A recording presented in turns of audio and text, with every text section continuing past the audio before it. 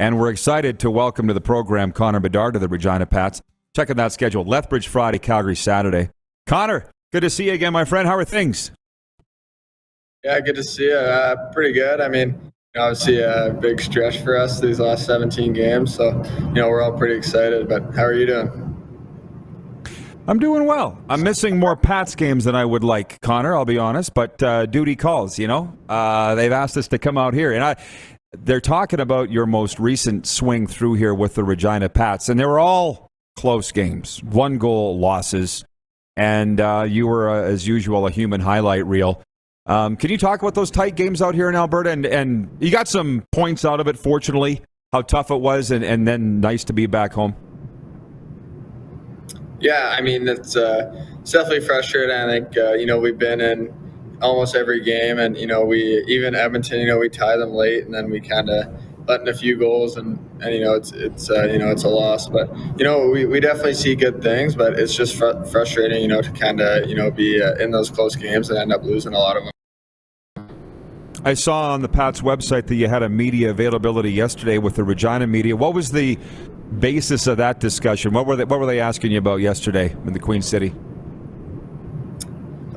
Just kind of a lot of the same stuff about the team, and obviously the close games like you mentioned, and obviously personal stuff, but it's a lot about kind of this last little stretch and obviously the push for the playoffs.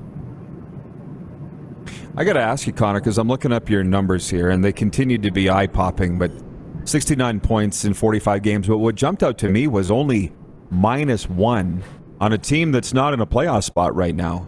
How proud are you of that stat? I mean, I'm sure you'd like it to be better, but there's guys in your position that are offensive players that are nowhere near even in plus-minus. Has there been a bigger commitment for you to that part of your game this year?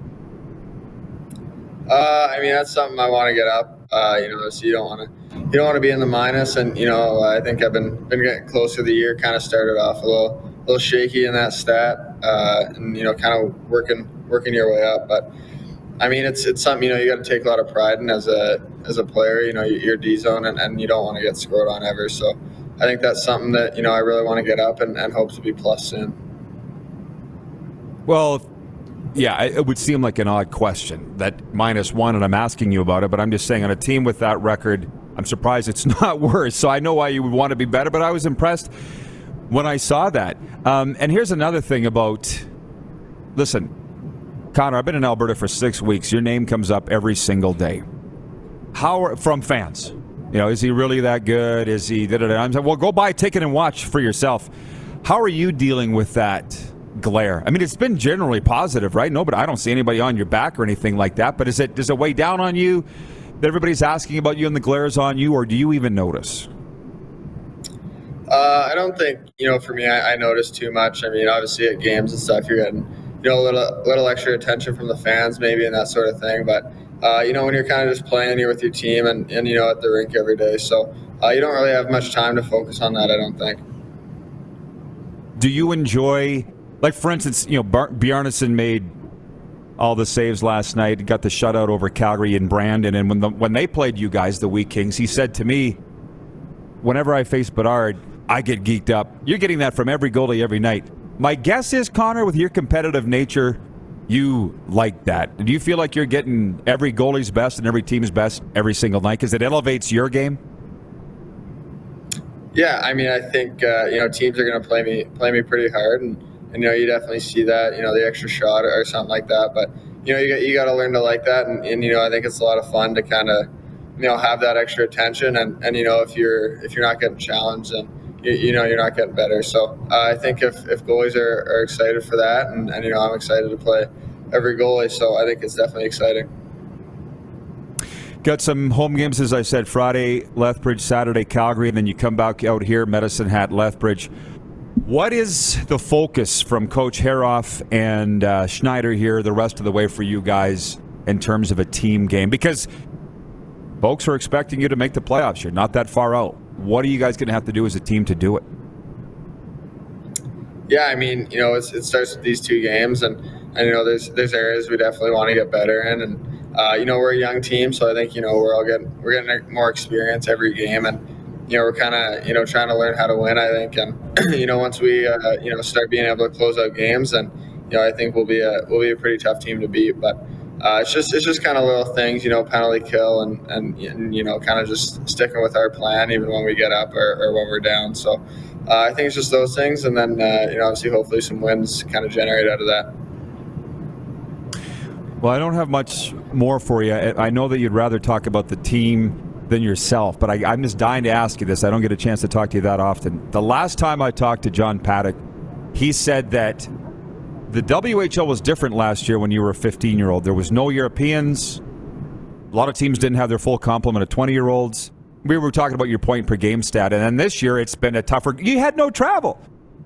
Have you seen the level of play in the Dub jump up considerably because of those factors this year? Is John right when he says that?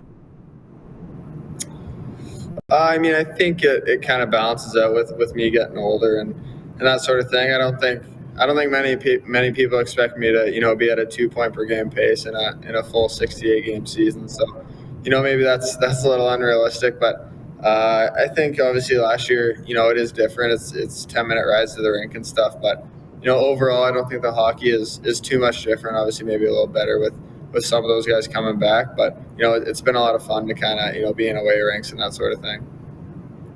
Yeah, well, and just the last one, just a fun question. I mean, we all watch SportsCenter every day, and they're I was at Super Bowl, Connor, and they were talking about your goal in the Saddledome, the toe drag and then between the legs, right?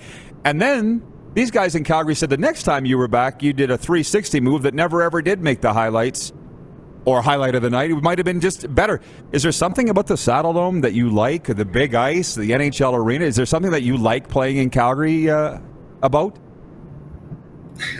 NHL rink, you gotta get a little pumped for that, but I don't know if it's the rink. It's kind of just where it's happened a little, but the Saddledome is definitely one of my favorite places to play. I think older building, a lot of history there, and it's just a lot of fun to play. But I don't know if that would be the reason the highlights are coming there or not. Well, 20 years ago, long before you were born, the guys used to say the Saddledome had the best ice in all of the Western Hockey League, and it was probably because it was an NHL arena. But now I think all the ice is great.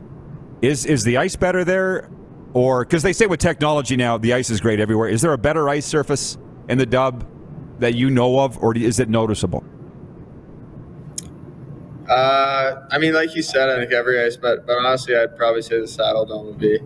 Like, it's weird that it could be a difference, but you do notice it a little, I think. And, it could just be the fact that it is an NHL rink, and you're kind of feeling that. But, ice is good everywhere, but it definitely, even practicing on the Saddledome was pretty cool. It just kind of the vibe there, I think. So it's definitely, a really good place to play. Yeah, it is an awesome vibe, and you certainly put your best foot forward here, because I'm telling you, it's coming up every single day. Well, Connor, good luck this weekend. I always appreciate the time chatting with you. Good luck the rest of the way, man. Keep it rolling, and good luck getting into the playoffs. Yeah, thanks for having me on, Rod. The great Connor Bedard, number 98 of God's team, the Regina Pats.